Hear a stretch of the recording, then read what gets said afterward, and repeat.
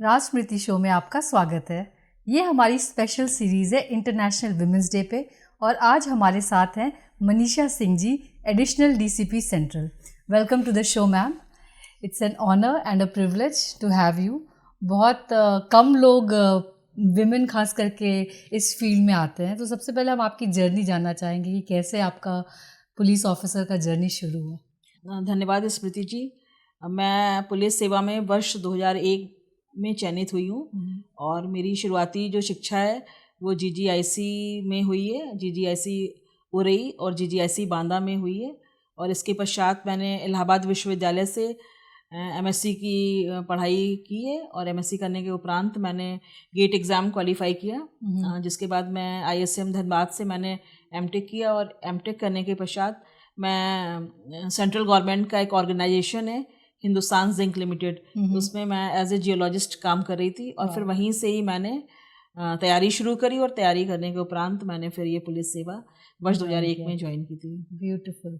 तो आपने एमटेक किया, तो ये ख्याल कैसे आया कि आपको पुलिस सेवा में भर्ती होना है? कुछ ऐसा इंसिडेंट हुआ या आपकी हमेशा से इच्छा थी इस सर्विस में आने की? देखिए, हमेशा से शुरू से ही जब से मैंने थोड़ा मतलब बड़े हुए, थोड़ा जानकारी हुई, तब से सिविल सर्विसेज में आने का शुरू से ही एक मन था। लेकिन एक वो होता है कि एक जर्नी शुरू करने के लिए बीच बीच के स्टेप्स को फॉलो करना पड़ता है जी।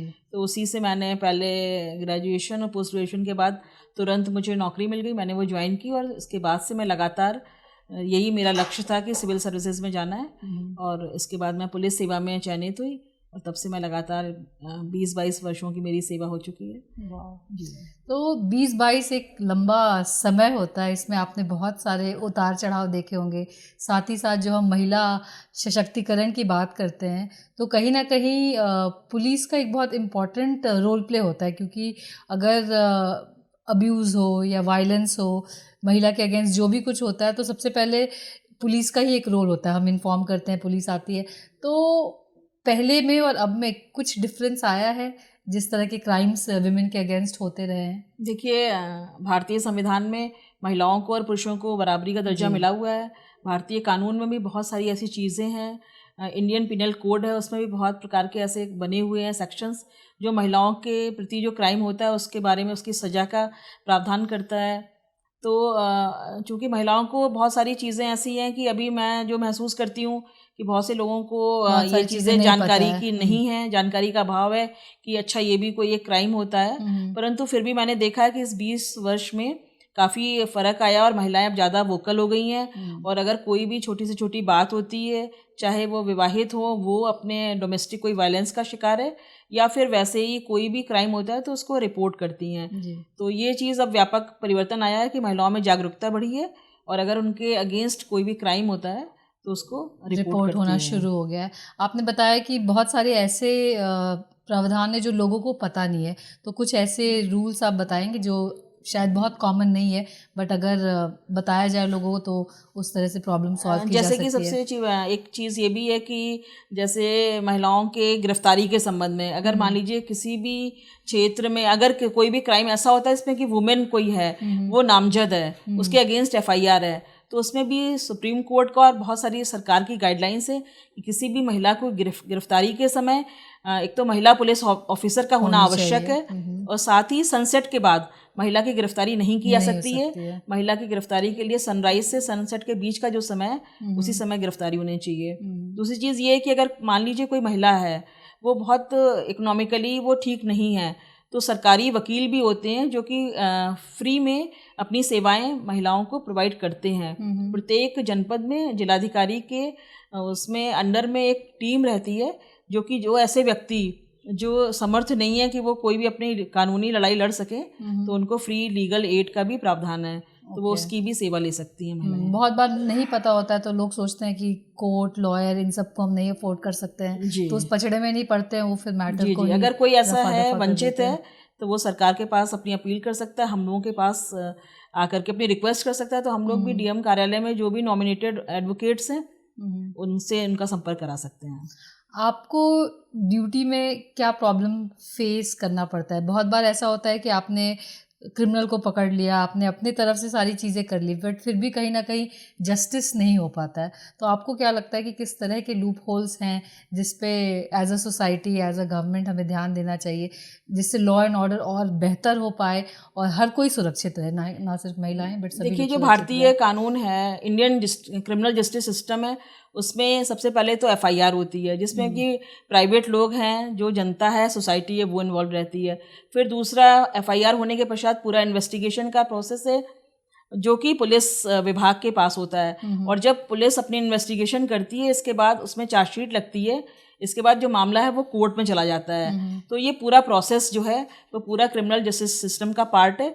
तो अगर इनमें से कोई भी अगर कमी हो जाती है, तो उसका जो फ़ायदा है सीधे सीधे अपराधियों को मिलता है। तो इसीलिए अगर हम चाहते हैं कि किसी भी व्यक्ति जिसने क्राइम किया है उसको सज़ा मिले, तो जो जो एफआईआर रजिस्टर कराता है, जो गवाह हैं, उनको भी अपनी जो बातें हैं वो मजबूती से कोर्ट के सामने रखना चाहिए, होस्टाइल ना हो वो। पहली चीज़ ये है। दूसरा, पुलिस भी इन्वेस्टिगेशन करे तो उसमें जितने भी साइंटिफिक तथ्य हैं, जो चीज़ें हैं, वो सब हमें कलेक्ट करना चाहिए और कोर्ट में भी जल्दी से जल्दी उसका पूरा गवाही हो जाना चाहिए। यही सब चीज़ें इंटीग्रेटेड रूप में अगर सब लोग अपने चीज़ों को अच्छे से करेंगे तो निश्चित रूप से जो अपराधी है उनके मन में खौफ पैदा होगा और अधिक से अधिक उनको सज़ा मिल जाएगी। अगर हम बात करें विमेन के अगेंस्ट जो वायलेंस होती है, चीज़ें होती है, तो आज के टाइम में क्राइम किस तरफ ज़्यादा है? इंडिया को अभी भी रेप कैपिटल कहा जाता है क्योंकि रेप केसेस यहाँ पे बहुत है, डोमेस्टिक वायलेंस भी है। तो आपकी 20 साल की जर्नी में क्या कुछ कम हुआ है या चीज़ें अभी भी बढ़ती जा रही हैं? देखिए, ऐसा है कि क्राइम, देखिए, सोसाइटी का एक पार्ट है। तो अगर सोसाइटी में कुछ ना कुछ अगर वैमनस्य है आपस में, या कोई सोसाइटी में कोई समस्या है, तो वो निश्चित रूप से क्राइम के रूप में रिफ्लेक्ट होती हैं। तो अब उसमें क्राइम का पैटर्न में अभी जो मैं देख पा रही हूँ वो ये है कि पहले बॉडी ऑफेंसेस ही ज़्यादा होते थे।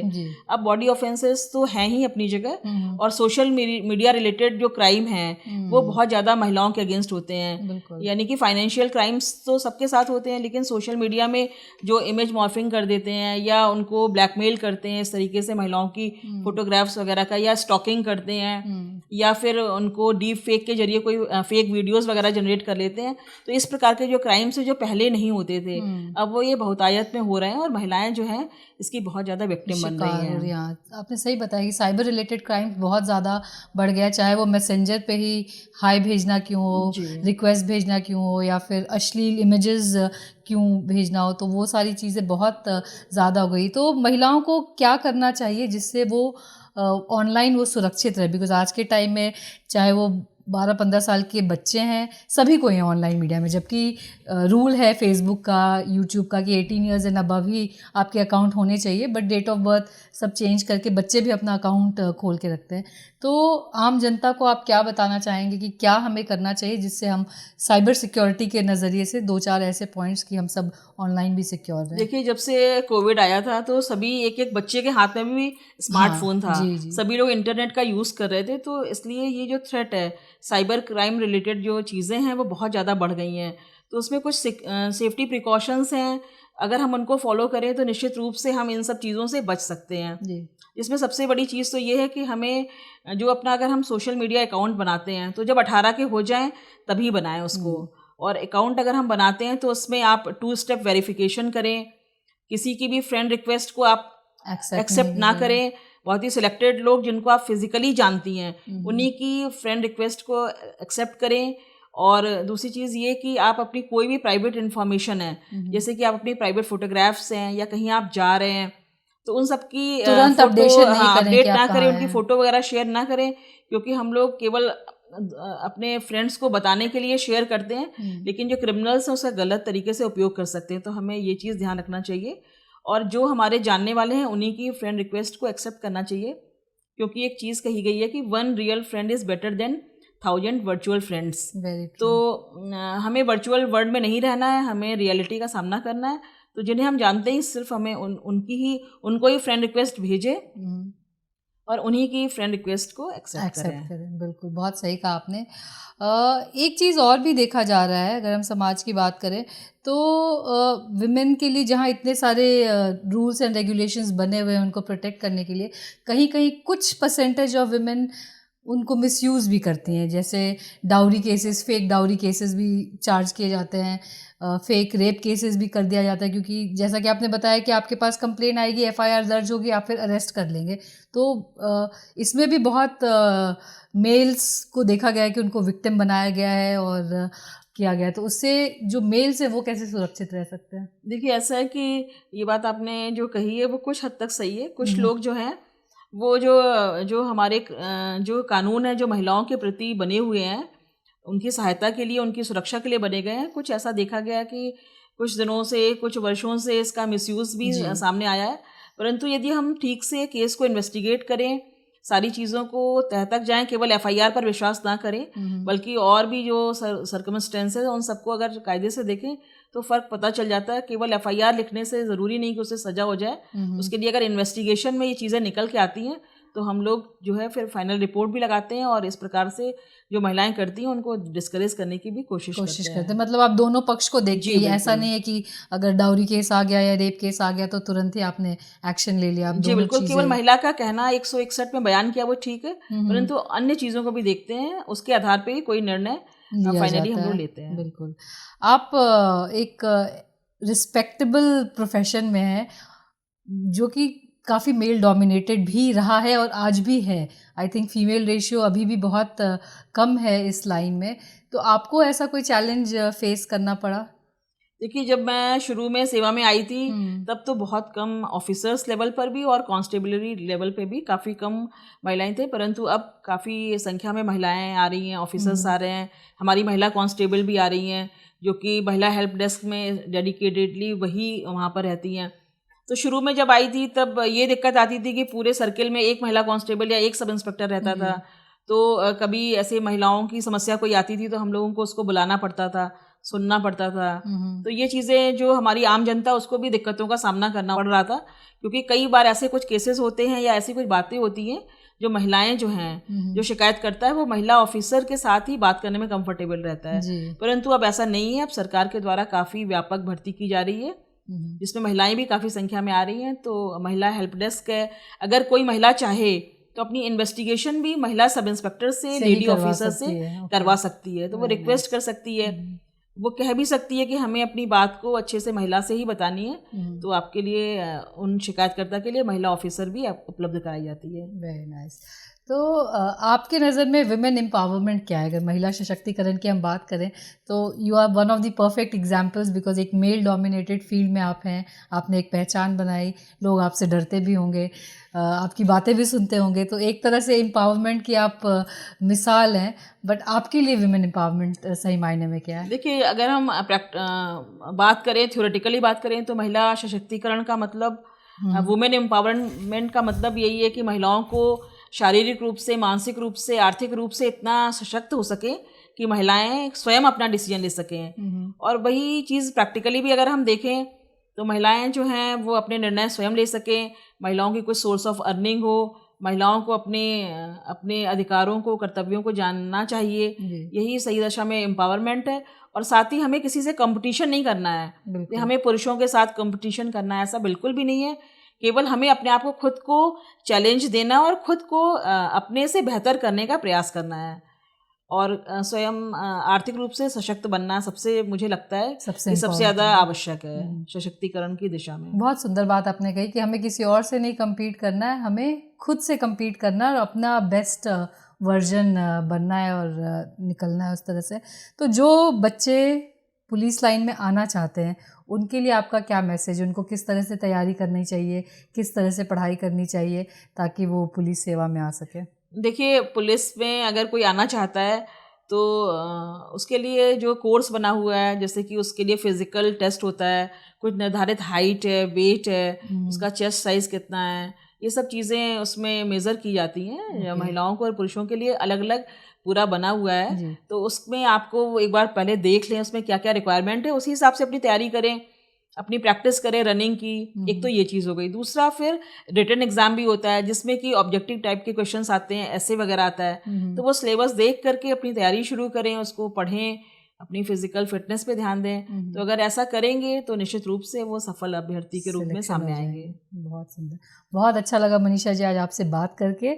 बहुत बहुत शुक्रिया हमसे अपनी बातें शेयर करने के लिए। Thank you so much. और मैं अपनी बात कहने से पहले बस एक चीज़ और कहना चाहूँगी कि हमारी उत्तर प्रदेश पुलिस के द्वारा जो हेल्पलाइन नंबर है, तो उसको आपके प्लेटफॉर्म पे में भी मैं शेयर करना चाहूँगी, जिसमें 1090 जो हेल्पलाइन नंबर है वो महिलाओं के लिए खास तौर पर है कि अगर कोई भी महिलाओं को समस्या है तो अपनी शिकायत को 1090 पे शेयर कर सकते हैं। बाकी 112 नंबर जो है वो सभी के लिए अवेलेबल है।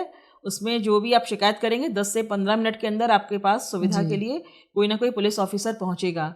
साथ ही अगर आप कोई भी साइबर क्राइम का शिकार होती हैं, सोशल मीडिया रिलेटेड या फाइनेंशियल कोई क्राइम अगर आप महिलाओं के साथ हो जाता है, तो उसके लिए भी 1930 हेल्पलाइन नंबर है, उस पर भी पहुंच करके अपनी शिकायत को रजिस्टर करा सकते हैं। बिल्कुल। एंड आई थिंक यूपी सरकार के अंदर टीम बहुत अच्छा परफॉर्म कर रही है। जो आपने बताया 1112, मैंने खुद इसका यूज़ किया हुआ है। रात के 2 बजे लाउड म्यूज़िक बजता है और एक कॉल करने में विदिन 10 मिनट्स गाड़ी आ जाती है, म्यूज़िक बंद करवा देते हैं।